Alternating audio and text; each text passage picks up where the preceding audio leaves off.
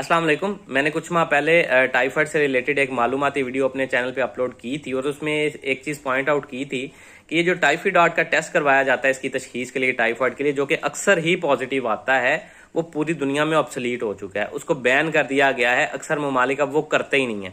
इसकी तशखीस के लिए जो तरीकाकार अपनाया जाता है वो ब्लड कल्चर है, जहाँ पे इसकी सही तशखीस और इलाज हो सकता है। ठीक है, हम लोग अक्सर वो करवाते हैं, अक्सर पॉजिटिव आता है, हम दवाइयाँ एंटीबायोटिक्स जो है बेतहाशा शुरू कर देते हैं और बिला वजह खाते रहते हैं, जो कि मजीद बीमारियों की और ड्रग रेजिस्टेंस की वजह बनती है।